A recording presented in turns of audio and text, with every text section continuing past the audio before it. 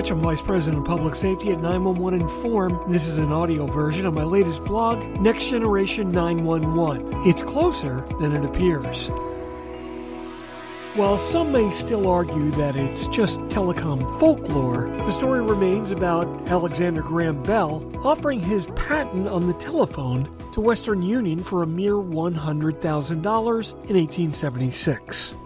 Now, as the story goes, the company responded with a relatively terse answer, stating that the request for $100,000 for the sale of this patent is utterly unreasonable, since this device is inherently of no use to us. Now, the same can be said for many technologies. I'm talking about next generation 911 and the new IP-based infrastructure that can fix most problems with the legacy 911 environment today. The most boisterous ones appear to be those who are entrenched in legacy E911 networks. A transition to next generation 911 and its new service abilities scare them with the significantly simplified networks and more common off-the-shelf components and functional elements. Operationally, these reduce the costs of carrying traffic, aka less revenue, for those providing the current services. If you look at past type, you might find several unverified horror stories that seem to be aimed at scaring the unknowing more than educating them. Here are some of the more common fallacies that are floating around cyberspace, trying to besmirch the reputation of NG911. Number 1. NG911 is based on the internet, and the internet is unreliable. Well, while the internet can be unreliable at specific times, the root of the outages experienced by the public occur on non-critical circuits or ones that don't mandate backup or specific uptime. For example, does your cable company deliver service to your home on 2 physical isolated paths fed by 2 physical isolated core networks? Of course not. But commercial networks that are mission critical are not built this way when appropriately engineered. And enterprises can quickly achieve instantaneous failover with indiscernible degradation of service. Number 2, enabling voice over IP connects my network to the internet, where it's wide open to hackers that will steal my identity and pillage my data.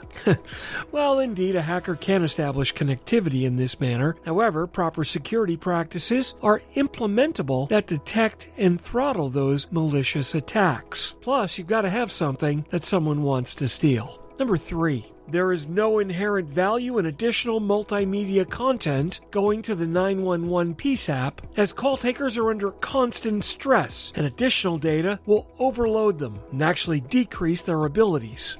Doesn't that smell like a Western Union opinion of the telephone? Well, that excuse sounds a little too familiar for me. Number 4. Next generation 911 networks will require the total replacement of the existing E911 network, and that's just too expensive to achieve in the next decade. Well, while I agree that the complete replacement does need to happen, I disagree that it's too costly. If you look at it, I think it's more likely that we're spending more money to maintain that legacy network than we would be if we built an EZNet. Secure IP networks can be easily deployed and stood up.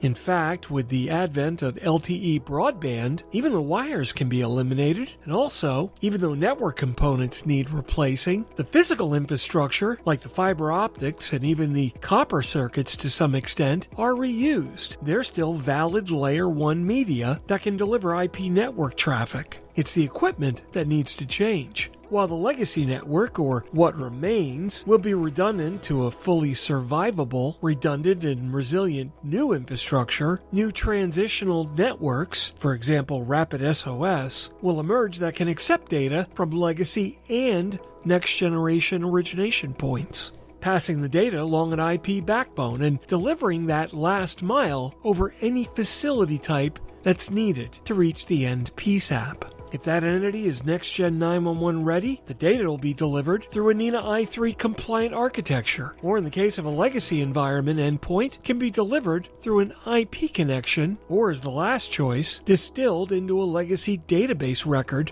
that can be retrieved with the dynamic content, the same way they're doing it today. Now, for some time, PSAPs have been aware of this migration trend. Their purchases over the last decade, and even more so over the last half-decade, have been utilizing systems that can already, or be easily upgraded to, accept the new NENA i3 standards. In well over half the states, ESINet deployments are being built out or are in place. California is actually in the process now of implementing its rollout of a statewide ESINet. Back in February of 2019, Avaya delivered the very first Next-Gen 911 additional data call from an enterprise origination network. The solution also provided static additional data to the Shelbyville, Tennessee PSAP with floor plans. Later that year, using additional two-way capabilities, the 911 Inform platform delivered dynamic data to the PSAP.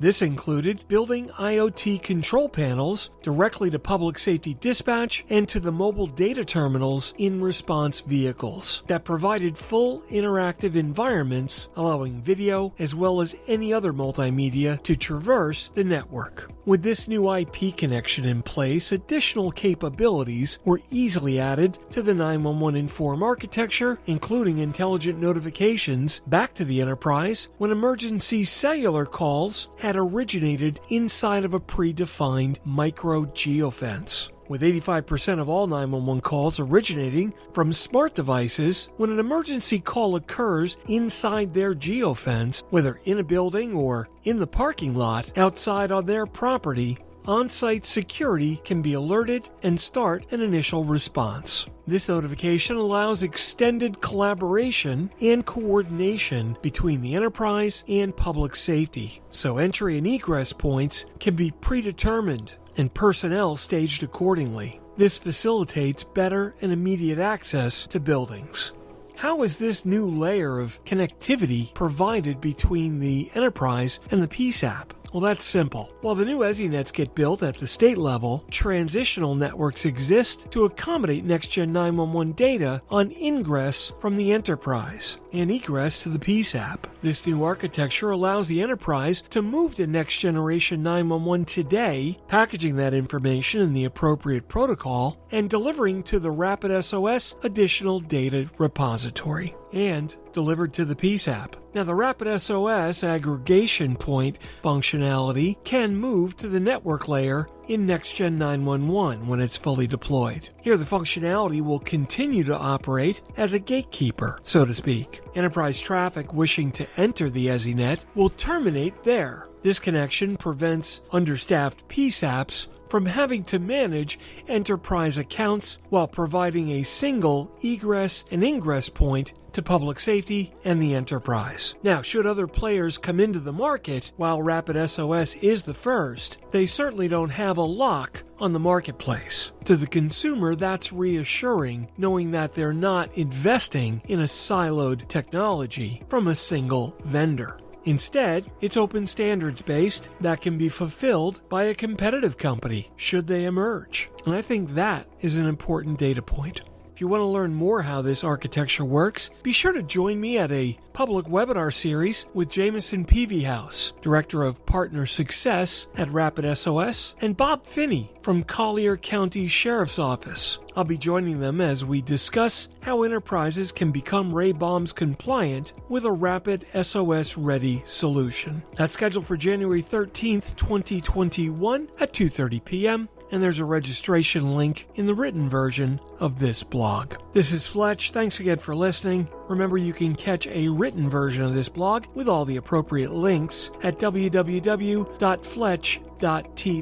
And don't forget to check out my brand new NG911 Future Makers podcast, where we talk to industry leaders delivering next generation 911 technology and building the next generation of 911 leadership. You can find that at www.ng911futuremakers.com. Be sure to check that out. It's a great series by the powerhouses in this industry. Thanks for listening. This is Fletch. Remember, you can follow me on Twitter at Fletch911. Check out the rest of my blogs and podcasts at Fletch.tv. Be sure to click like and subscribe. That way you'll be immediately notified whenever a new podcast is published. That's it for this episode. We'll catch you next time. Stay safe and have a great day.